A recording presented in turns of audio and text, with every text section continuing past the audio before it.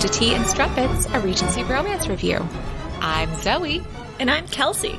And Kelsey, it's the spooky season. We are fully into October now. And are you doing anything festive this year? Well, I will be working on Halloween. So I might do something festive the night before, but we'll find out. What's really going to happen is I'm just going to enjoy looking at everybody's spooky videos on Instagram.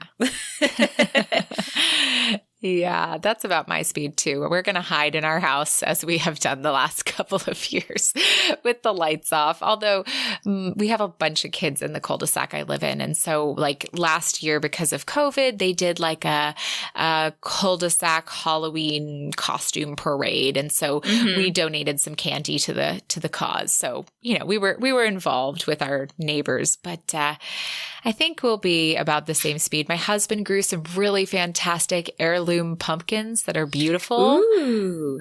Maybe I should take a picture of those and put them up on our Instagram story. I'll do that. You should. I will do that. I'll take a picture of the pumpkins and they'll be on our Instagram story the day this comes out. So sorry if you missed it, but that's where they'll be. Maybe I'll throw them on our blog post too. Why not?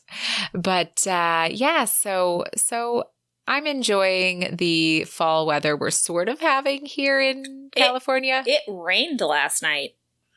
Yeah, it's sprinkling this morning here. The ground is wet. So that's California rain. Yeah, I mean, the ground is wet. It's chilly outside. And by chilly, I mean like it's only in the 60s. That's like the high for the day. So it's like feeling very fallish.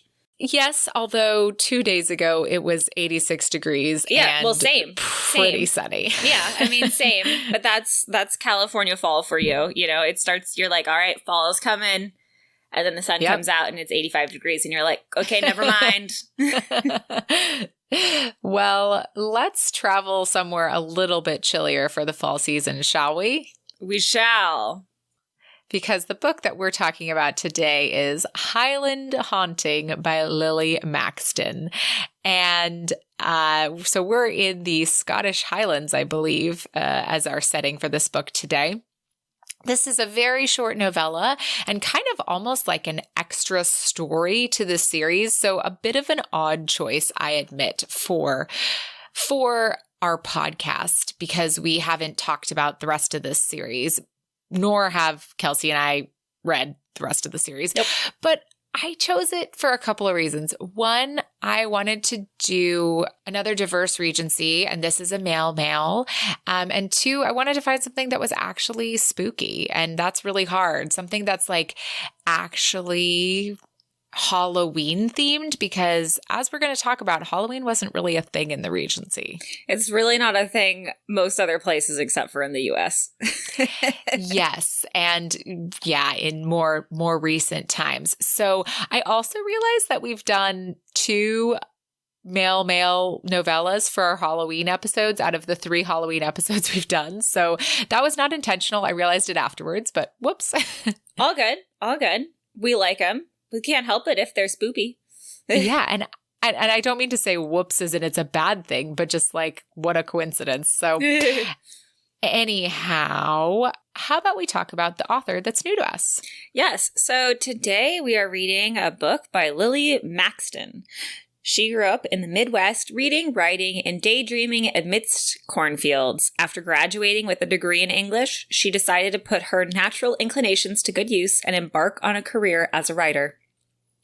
When she's not working on a new story, she likes to tour old houses, add to her tea stash, and think of reasons to avoid housework. I think we're the same person. Are you Lily Maxton? Am I Lily Maxton? Clearly, we would be best friends. Clearly. Yeah. Lily sounds fabulous. And now, as promised, we are going to talk about Halloween in the Regency. And this history fact is a bit long, and I've edited it down quite a bit from a couple of sources, which I will, of course, link in the show notes and add to our blog. But I found a lot of this really interesting, so I've left it in. Perfect. We like interesting. So Halloween has ancient roots as a pagan New Year and harvest celebration, which was later combined with Christian holy days to create the autumn season, which came to be known as Allhallowtide. But where and by who was Halloween or Allhallowtide celebrated during the Regency? And how appropriate were many of those celebrations to romance? So prior to merging with the Christian holy days of the autumn, the holiday now known as Halloween had its primary source in the Celtic festival of Samhain. Samhain was at the end of summer and thus also the beginning of winter. The days were growing shorter, the crops had to be gathered, and the gods shown proper appreciation for their bounty. It was the end of the old year and the beginning of the new, celebrated with a big community bonfire. Samhain was also the day that all taxes were due, all debts to be paid, and all trials to be held. However, this festival was, of course, much more than just business. At this time of great plenty, there was also great feasting and drinking, followed by loud and rowdy celebrations, which continued long into the night. Dancing and singing around the blazing bonfire, which held the darkness at bay before the oncoming winter, was a common feature of Samhain festivities. Because of its place between the two seasons, Samhain was also a special time of year which was believed to have supernatural aspects. During this time, it was understood that the door between this world and the next opened. The dead were able to pass back into this world, should they have business here. Those among the living who did not care to encounter certain of the dead that night painted their faces or found other ways to disguise their appearance in the hope of being overlooked. Also on that night, creatures called the Sid, I'm not pronouncing that right because it's not my native language. It's SIDH. Or fairies were free to cross over from their realm and into this one in order to bedevil humankind. A wide variety of mystical and magical rituals were performed in the hope of protecting against their mischief. However, Samhain was not widely celebrated in England where few Celts lived, but rather in Scotland, Wales, Ireland, and the Isle of Man. Early in the 5th century, Pope Gregory I directed an abbot and root to convert the Celts that their indigenous celebrations should not be stamped out, but rather they should be merged into the existing holy days of the Christian calendar in order to garner more converts. Smart man. Mm-hmm. So, as the second millennia began, many of the Samhain revels still continued, but under a new name. The night before the Christian feast of All Saints, that is, all those made holy or hallowed by the church, was by then known as All Hallows Eve. In Scotland, it was commonly known as All Hallows Even, which over time was shortened to Halloween with an apostrophe en. And eventually, the apostrophe was also dropped and the name Halloween came into more common usage among Celtic peoples before the turn of the 16th century. Regardless of its name, this day marked the beginning of Allhallowtide, the season during which the living honored and prayed for the dead. But the pagan beliefs and superstitions which allowed that the dead could pass back into this world on that night persisted in some rural areas well into the 19th century.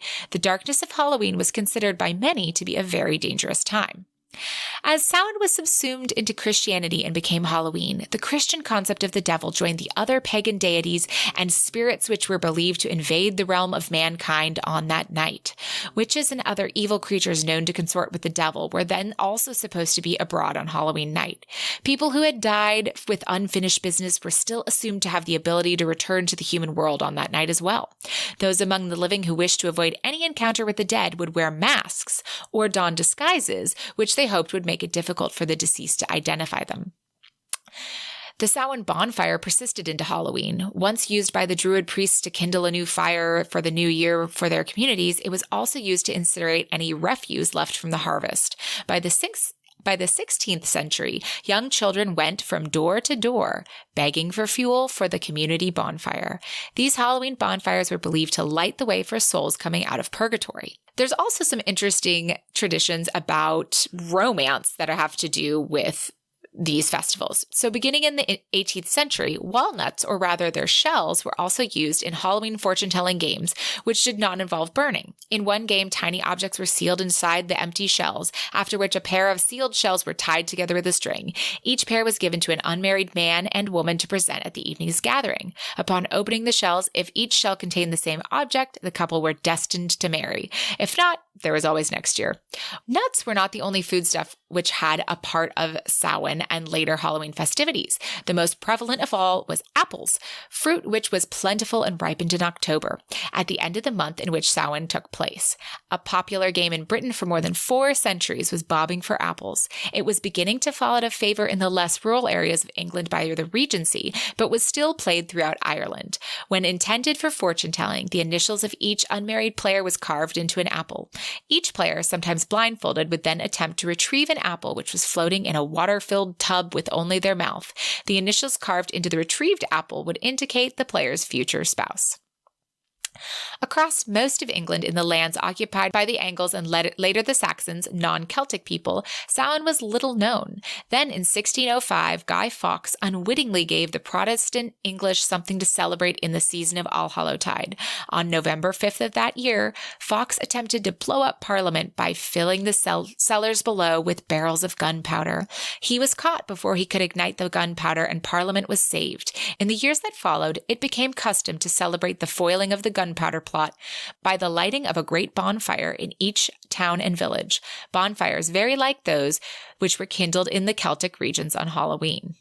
Also, the version of Halloween which America has now exported to much of the world was unknown in most of Europe during the first half of the 19th century. It had its origins in Ireland and was exported to America with the massive Irish migrations to that country during the potato famine. It was in America that ancient Irish customs gave rise to the wearing of costumes, trick-or-treating for candy, and the carving of jack-o'-lanterns from pumpkins. But none of these practices were known anywhere in Great Britain during the Regency. However, the origin of pumpkin carving and decoration goes far back to ancient cultures of the world. Celtic cultures were the first to introduce carving to the scene, which later became a staple of Irish culture. The term jack-o'-lantern comes from an old Irish folktale called Stingy Jack. Legend has it that Jack invited the devil himself to have a drink with him. The thing is, Jack wasn't called stingy for no good reason. Jack wanted to get away with a free drink, so he tricked the devil into picking up his bar tab. After Jack passed away, he was prevented from moving on to the afterlife as punishment. Jack was cursed to eternally wander the earth in the dead of the night with only a single coal ember to guide him. Jack would place his light in a hollowed-out turnip, and from that point on, people began to call him Jack of the Lantern, or Jack-o'-lantern for short. In reference of this tale, the Irish began to carve out vegetables in his likeness. The carved produce served as a deterrent to keep Jack away while lighting the way for good spirits. That's right. Pumpkins were not the first items that were decorated for what was known as All Hallows Eve. Turnips and other root vegetables were used instead. The original carvings were meant as a deterrent to scare away Jack from homesteads. After many Irish families immigrated to America in the 1800s, they found that pumpkins made for excellent carving specimens, especially because pumpkins didn't grow really well in Ireland. The tradition of pumpkin carvings has stuck ever since. The tradition of lighting the way for spirits also carried over and is how carved pumpkins became associated with Halloween. So to sum it up, during the Regency in most of England, Halloween was essentially ignored in favor of Guy Fawkes' Day. Halloween was recognized and celebrated in the Celtic areas of Great Britain, Scotland, Wales, and the Isle of Man and Ireland, and in parts of England which bordered these regions. But those celebrations were less Catholic or popish than they were shades of the pagan festivities of Samhain still observed in Regency times. The very superstitious who had reason to fear the returning dead might mask or otherwise disguise themselves that night. Other superstitious folk might participate in rituals to protect themselves from the mischief of fairies. But for the most part, Halloween in the Regency was a night of games, many of them intended to reveal the future spouse of the single players. Those living in a rural area in which a hiring fair was in progress might attend to take advantage of the other entertainments which might be on offer, one of which would almost certainly be a large bonfire and probably fortune-telling. So, there you have it. Yeah. A lot of information. Tons of information, but such good information. Like, I had never heard the story of Stingy Jack. I know, it's so cool. And I mean, our book today talks about carving turnips. So I thought that that was important to include because they definitely do that in our story.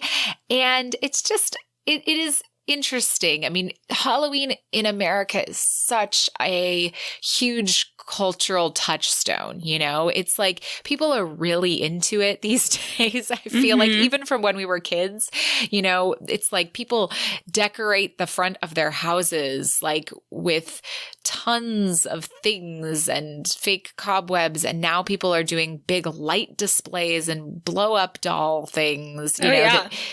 It's nuts. Somebody decorated their house for Halloween more than 10 weeks before Halloween started in my neighborhood. Wow. I was like, whoa, that's commitment. Like 10 weeks of Halloween decorations? Well, some people go all out. I remember in my neighborhood as a kid, there was always the one house and they would literally put on like a haunted house for the neighborhood. So it started construction like in early September.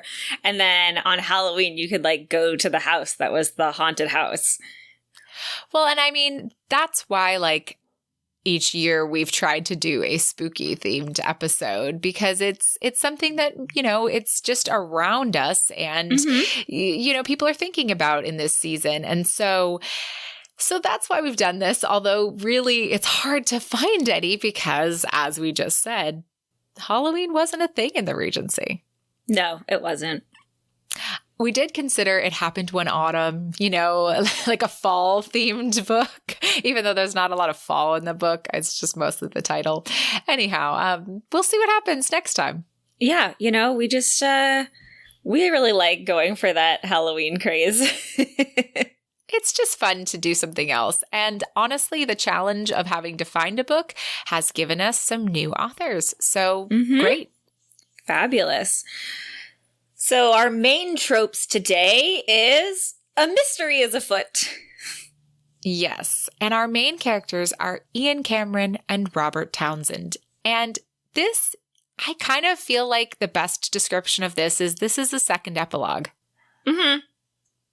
So our characters have already met and found their happily ever after previously. So we're picking up with them and we'll talk more about that in our book discussion. But let's get into our very short summary, shall we?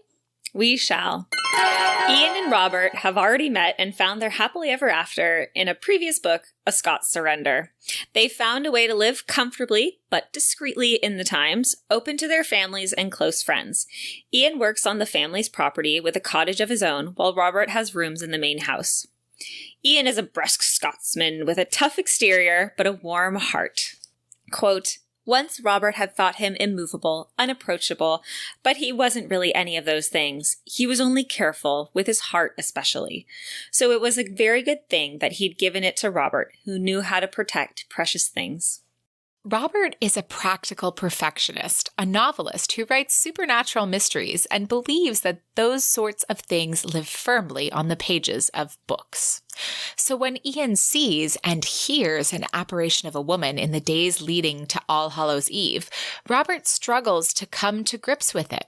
Quote, "But you believe in ghosts. You think you saw one?" Ian nodded as if there was nothing wrong with the logic of not being superstitious but believing in otherworldly beings. What did it look like? Was it translucent?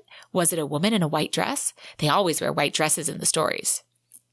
You don't believe me, do you? Robert tried to be tactful. Ian was, contrary to the gruffness of his exterior, somewhat sensitive. It's not that I don't believe you. I find it difficult to believe in otherworldly matters in general. But you write books about them, Ian pointed out. Fiction. You wanted to believe in them once. Robert remembered that conversation very clearly, remembered soft-spoken words in a starlit night, and Ian beside him. He was right. After Robert's parents had died, he'd wanted to believe in ghosts because it was better than believing in nothing at all. But he'd looked for signs for months, held out hope for even longer. If some part of his parents' spirits had lingered after they were gone, Robert hadn't found them. Wanting to believe and actually believing are far different things, he finally said. But the ghost that Ian saw is persistent, anguished, and has a score to settle. She eventually shows herself to Robert as well, and he is left with no doubt about her existence. And so the pair, along with Robert's sister Genevieve, strike out to discover what's tethering her to this world. Along the way, they learn a few more things about each other. Their worries for their relationship surface, and the danger that presents itself with the gathering of information gives them a hurdle to surpass. Eventually, they plunge through the danger and the spookiness, reunite the ghost with the bones of her dead lover, and emerge as a couple who is even more resolute and strong in their happily ever after. Quote, "It was an odd thing to be secure in someone else's love, to have that space, that feeling be inviolable. It was changeable, maybe, because nothing remained unchanged, but it would grow and change with them. Its roots were deep, like that centuries-old hawthorn tree, profound and unshakable, no matter how much it weathered. That was simply who Robert was, and who they were, together." Aw, a very tidy ending there after a very messy ghost tale. Yes, it was a very surprising ghost tale. Yes, it was. And should we talk more about that after we adjourn to the parlor? We shall.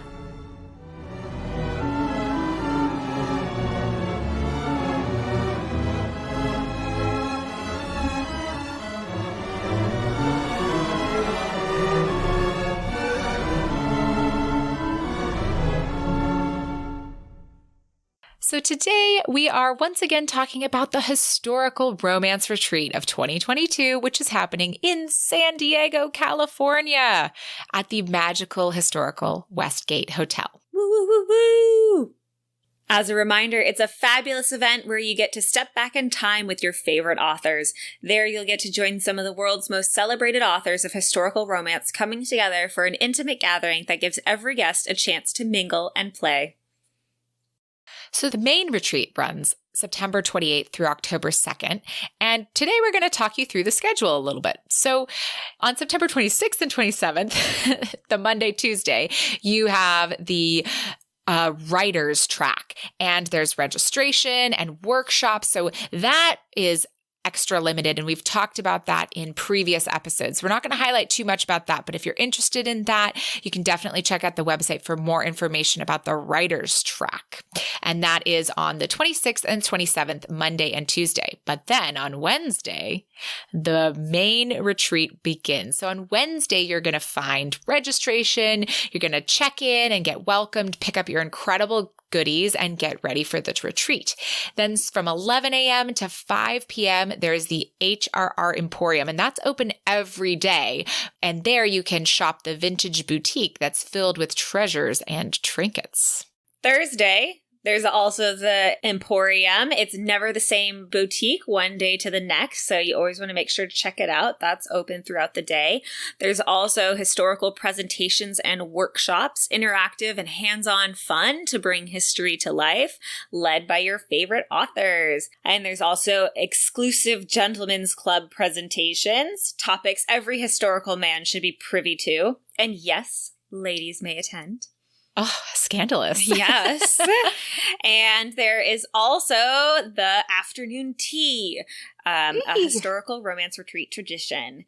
A full, elegant tea service to take you back to a simpler time. Costumes encouraged, but not required. This year's tea has a surprise in store, and you may dress in any era for this magical party. And that is from 4 to 5 p.m. Everything else, all the other workshops, are from 9 to 3:30. I am so excited about the tea. I absolutely love, a full tea service. It's like one of my favorite things to do whenever I'm visiting somewhere that has that as a thing. And I've even done it in my hometown a couple times. It's just fun. It feels like I'm doing something so superfluous, and that's my favorite kind of treat yourself activity. I recently did one a couple months ago with some friends, and it was in an old house, that was built, and it was also a museum, but we had a tea, and they had all the china brought out for us, and we got to do it in the dining room, and then we got a tour of the house, so it was quite fun. Oh my gosh, I can't wait. So then, of course, we've got Friday still. There's the Emporium that you can check back in on. There are more historical presentations and workshops that are led by some of the amazing authors at the retreat. More about those schedules, by the way, will come out closer to the event. So we'll be talking about them later on as well. And then you've got the Highland Oh dear. Ceilidh. It's probably like killed. I don't know. It's a dance, basically, where kilts are encouraged but not required, gentlemen. And there you can learn the Highland fling and kick up your heels. They say, if Outlander makes your heart beat faster, get ready to swoon. So that is at nighttime. That's an evening event from 8 to 10:30 p.m. That sounds like a lot of fun. Mm-hmm. All right. And then Saturday is the Great Book Exhibition. So remember, this isn't just for members of the retreat. It's also open to the public. So if you can't make the whole retreat, you can at least go to the Great Book Exhibition. It'll have book signing, and it's also a historical fair. So lots of free goodies. That's from 1 to 4. And then there's all in the evening, there is the Regency Grand Ball. It's the grand finale to the retreat with live music and period dancing, the highlight of every social season. So it's more than a chance to shine. It's a chance to fly. Heavy appetizers served. Oh, thank goodness. But ladies cannot eat when they are at a ball. No, they need to be peckish. They're not allowed to eat dinner. Mm-hmm. Little birds. Gosh. And then on Sunday, there's a farewell breakfast. And there is also a grand prize drawing there. And that's just from 9 to 10 a.m. And that gives you a chance to get home and relax and recover from an amazing week of, I would say, time traveling? Sounds like time traveling to me. Yes. Well, you can learn more and register by visiting bit.ly/HRR2022 today. And if you'd like to find out more on us, you can find us on social media at Instagram and Twitter at T as in Tom N as in Nancy Strumpets, Facebook /T as in Tom N as in Nancy Strumpets, and YouTube by searching our name. And if you're listening to us on YouTube, now's a great time to click that thumbs up, hit subscribe, like, comment. We love hearing what you guys have to say, and we so appreciate all your support. And if you'd like to know ahead of time what we're reading each month, subscribe to our email notifications via our website. If you subscribe, you'll be the first to know what we're reading each month. Plus, you'll get all sorts of extras, including exclusive content from each of the authors who join us on the podcast. Our website is romancepod.com, and there you can find episodes, more information about us, and other resources. So take a look.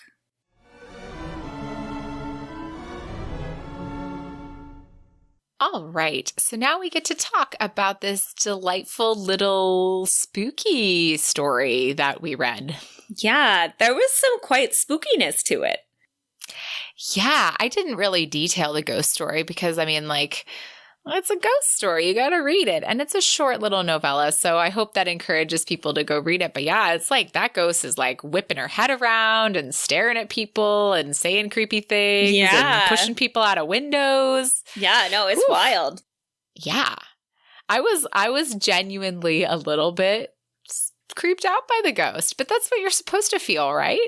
Yeah, I was definitely, I read it first thing in the morning, so I wasn't creeped out or anything because it wasn't nighttime, but I was definitely in it for the ghost story. I was like, who is this person? What are her needs? How are they going to be able to do the thing? I was, because it was a novella, I was a little disheartened because I was like, oh man, this could be such a crazy action and adventure. There's so many twists and turns that could go wrong in order to finish the job. But sadly, well, not sadly, perfectly, it was a novella, so everything worked out well and worked conveniently. Yeah. Well, I was speaking of that, I thought this was really interesting because I was, as I said, kind of in the beginning, this is basically a second epilogue of their story. They already found their happily ever after. You and I come in knowing nothing about these guys, but I still found it really easy to pick up. I was I figure, I know what's going on here. And I thought it was quite interesting because it's they've found their happily ever after, but she still used the romance novel formula of having kind of some conflict that they have to get over, right? Yeah. Which is that, one believes in something and the other, doesn't, but believes in the person. But then they but still also they're kind of having these real, what felt like really real moments of their relationship being tested. Like as they're strong in their relationship, but they're still new enough in it that they're like, you know, do I trust that this person really feels this way about this thing? And so they really do have to kind of have a few more experiences that like really solidify who they are to each other. I definitely feel that, you know, they have that internal dialogue, you know, where they're laying next to each other and, you know, one's sleeping and the other one's just kind of awake looking. And they do have those kind of questioning moments, which I think are very natural and human, but you don't see those in the happily ever afters, you know, versus this is a second epilogue in the sense that their relationship was only solidified a little while ago. And yet while they're very happy, they're still like, is this going to be okay? Like, what about long term? You know, they're still not quite secure in the relationship in that sense. Like they love it and they're here for it and they love the other person and they want to be there, but they're still questioning the validity of it, I guess I would say. Well, yeah, and they're still questioning like how the other person feels. I think they're both in that like that phase of love where you're like, can they really love me as much as I love them? You know? And so they're trying to like, they're not in that secure phase, like, you know, when you've been with someone for 8 or 10 years and you're just like, I like, yeah, you love me as much as I love you, but we love each other different amounts on different days. And you know what? You're stuck with me, bud. So there you go. And we're going to make everything work come hell or high water. So, you know, I think that, that they just aren't there yet. And I liked seeing them kind of waver a little bit. It wasn't that they were gonna it wasn't ever that they were gonna break up. No. Like, and thank goodness, because this is a happily ever after, right? Yeah. So we, as a romance reader, that's really not what I'm our not hearts can here handle. for needless drama. It's not high school. No, but this felt like the real bumps in the road that people encounter after getting married or committing to each other in whatever aspect. So I really liked it. Agreed. I really did too. Let's talk about our characters.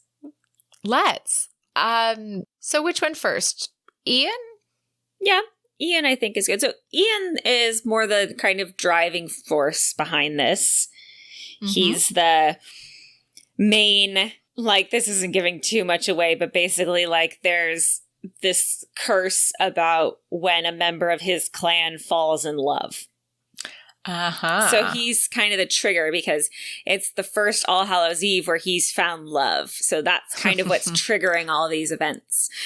So, but it's really nice because he is, again, you get that questioning where he feels kind of insane for being like, there's a ghost, it's creeping me out. But he's like, who else am I going to tell? Like, you know what I mean? Yeah. I kind of like his ability to be vulnerable with Robert. And that comfort level of being vulnerable. Yeah. I really liked Ian. I think that we got a very small snapshot of each of these characters. So it's like kind of hard to rate them just because like I wish that I had the background of them in their stories. I think that they were both interesting and dynamic in this story, and I liked both of them you know. So I did like that. I liked Ian's personality and character. I thought he was interesting, you know. He's the strong, silent type, but he, you know, has this outward appearance of strength, but obviously like has this kind of melty heart. Yeah. And, you know, is a man of few words, but when he says words, they mean a lot. And then at the same time, you know, he has those similar juxtapositions of his character where like, you know, he's a little superstitious, even though he doesn't seem like he would be, you know, because he's just such a like man, you know, man. Yeah. So I you know, I always like that. You always like when a character has something that doesn't, they aren't what they first seem, right? And but I just liked kind of his reserve, but his reserve and his resolve. He was great. I don't know. They were such light. It was such little light little snapshots. things. It's kind of hard to dissect. Yeah, and I think that really comes to play with Robert. So, like, Robert's much more the chatty guy, the, gregarious one, the extrovert, you would say, of the relationship. And so I felt like I got a little bit more of a feel for Robert versus Ian. Yes. But I think that's just their personalities in that sense. And Robert, he's a writer. He has a good relationship with his family, which I really like. I also think that even though when he didn't 100% believe Ian, he was like, well, it's clearly bothering him. So even if I don't believe it, I want to fix what's bothering him. And I like that he, had the resolve of they had to get through Robert first before they could harm Ian.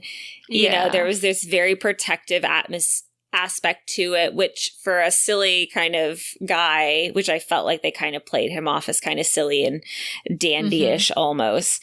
Like he was very much a protector and, really was there compassionate and caring for Ian. So, yeah.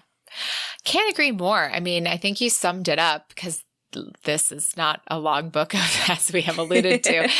And this is why I would give both of them 7.5s. I think they're strong and good. I don't, there's nothing that I can really fault them on.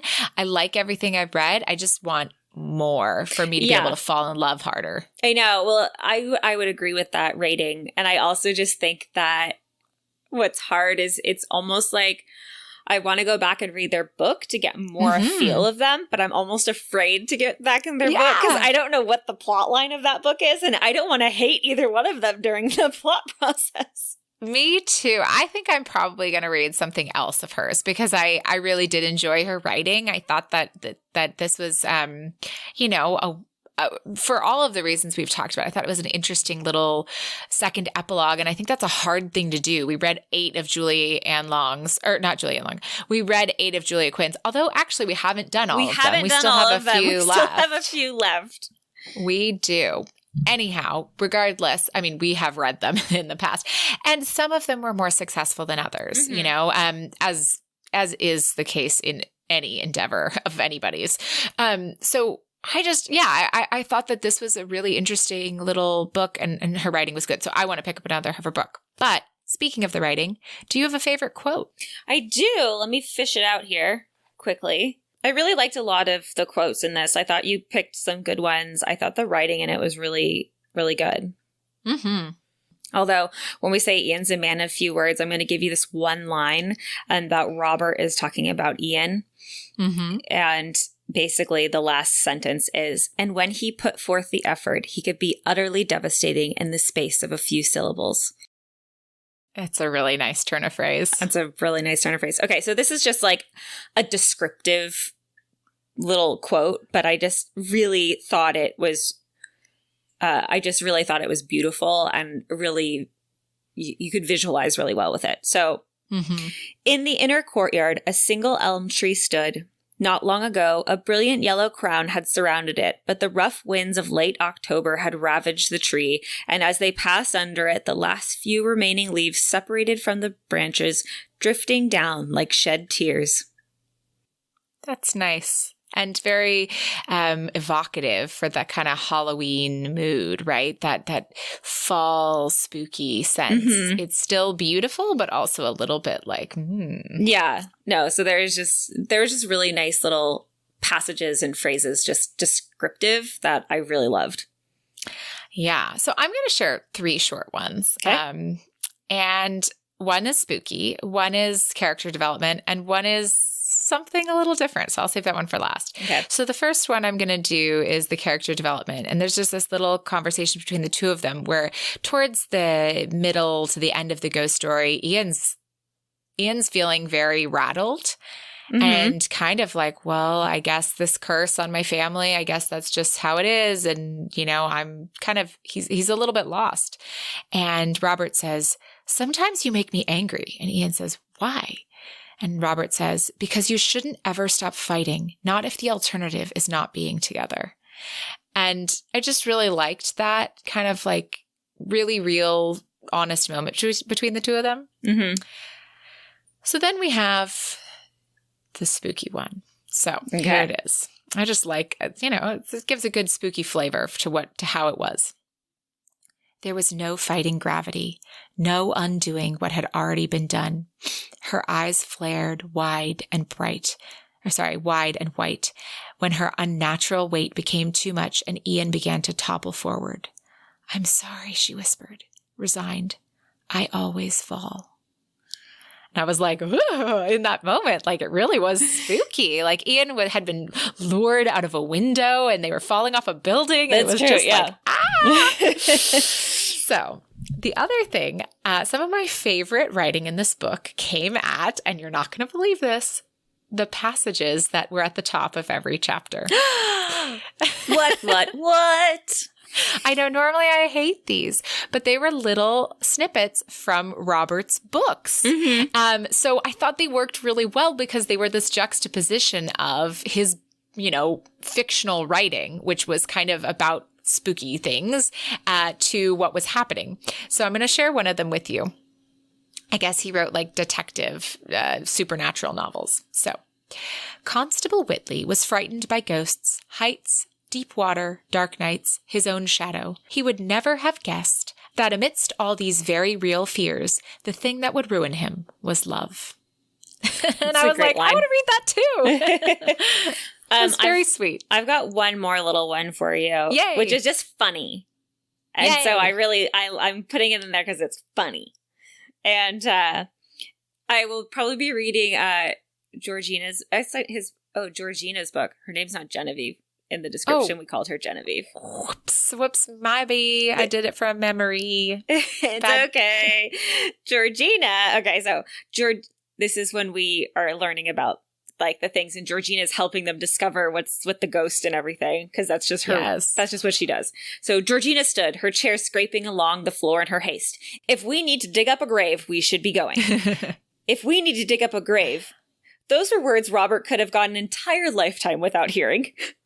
I know, she was very plucky. I was also quite interested in her book. And sorry if I misquoted her name there. That's what I get for reading it on a tiny screen, I guess.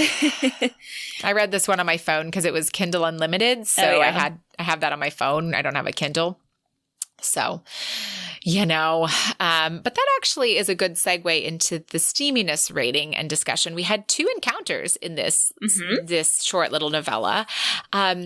And to be honest, I just like was not into them. Like I didn't care about them. And I think though, reading things on my phone just disconnects me from that so much. I tend to just be like there for the story and not for like the moments, just because reading on my phone is such a uncomfortable experience for me. I really dislike it. I find myself taken out of the story more than put into it. So I don't know if that's a fair assessment of how steamy it was. How did you find it? I think they were a little steamy, but I was also kind of like, it was just really hard because there was like a couple encounters and they were like very vivid encounters, but because the book was so short, it almost seemed like they were put in, like there was one scene I thought was good. Like I think the second encounter was much more like related to the story, but I felt like they were kind of gratuitous encounters instead of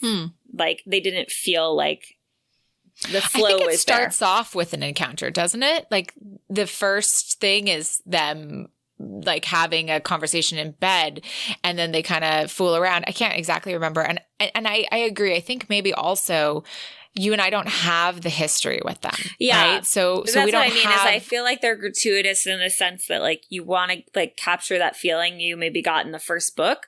But since I didn't read it, it was kind of like, this is a very heavy scene. This is a very heavy encounter for a 70-page book. Yeah, for sure. For sure. But yeah, I mean, overall, I guess it was a cup of tea. It was a cup of tea. Yeah. And I didn't dislike it. I just, like, again, I just thought, like, the second one I thought more fit it. It was because there was, that emotional connection. And then it kind of, like, sped along from there. So gotcha. I could get a little bit more into that one. But, yeah. Makes sense to me. So now we're on to, again, my favorite segment that I like to complain about, our feminist recap. I thought this book was totally in the supporter category. Like I said before, I wanted to bring moments that empowered me or moments that I, felt like were positive or negative in this segment. And I didn't really have any. I think it represents intersectional feminism, though, as a whole. I would agree with that. I think that overall, you have a very supportive family. You've got a family in which, like, the women are strong characters in their own right. Like, even in this short novella, like, the sisters and, like, the wife of the brother, was very much like, you knew who they were respected in the family. So, and we're telling a story about, a minority group in historical times. I think, that in itself is, a tenet of intersectional feminism. And I think everything was just really positive in this book. Perfect. So, speaking of that positivity, what rating would you give our book? I would say overall? For a teeny tiny short novella, it gives it an 8. I think it's a fun story. I think it doesn't take a lot of time. I think the characters are great. I think the writing was very good. I think overall, I'd give it an 8. I completely agree. We're just on the same page for this one. I think that this book did everything it set out to do. It gave us a spooky story. We got to see characters after their happily ever after, but it was like a really good second epilogue. I think that all the quotes we shared like summed it up so well because we were like good writing, funny, good characterization, spooky. Like it hit all the buttons it was going for. Yeah. I think that as is the case with novellas that you and I find, it's like it's really hard to get a novella over an 8 just because it's like, well, we want more. And I think maybe if we'd read the first one, we would have given this even more, or maybe we would have given it less. Who knows? I think, though, one thing, like, I feel very confident in that solid 8, and maybe if I was rating it just on a novella scale, I might even give it like a 9 for a novella scale, in the sense that it was a short novella that didn't try to do too much. And that is, I think, something that is a trap that some novellas fall into. It's like it's a short story, but they try to do too much. They try to make it too overly complicated. And it's like, no. You're trying to do this in 150 pages? Great. You have 150 pages. Don't either set out to write a full-length novel or set out to write a novella. And this was very much a novella set out to be a novella. It was quick. It happened. Like, I could have almost had more, but I think it should want me leaving more. In that sense, I think it would have ruined it if they had made the ghost story too complicated or made the resolution of the ghost appearance too complicated. I think it would have lost some of its essence from that. I can't agree more. We are so simpatico today. It's the spoopy time. All right, Zoe. So thank you for this lovely pick of a spoopy novel. But what are we reading next time? I think we have a full-length book ahead of us. We do. We have a full-length book. And actually, we've read one novella in this series, which we coincidentally gave a perfect 10 to, both of us, I believe. Yes. And that novella is about the parents of the hero of the novel we're reading. So we are going to be reading The Heiress Effect by Courtney Milan next week. I am so excited if you can't hear from my voice. I have been waiting since we started the podcast to reread this book because I didn't want to reread it until we do the summary and do the thing, because I have a lot of mixed memories about this book, and it's like pretty personal to me. I'm just excited to get to talk about it with you. I'm so excited. And if you just don't like it, if it's not fun for you, that's totally fine. No pressure here, Kelsey. I'm excited to have a discussion about this book because I think this book is going to bring a really good discussion. Excellent. Well, I'm excited for it. It's waiting for me to read it. I am ready to go. I am also ready to go. I can't wait to pick it up again. So Thank you all so much for listening, and join us next time as we read The Heiress Effect, which is book number 2 in the Brother Sinister series by Courtney Milan. And may all your ever afters end happily.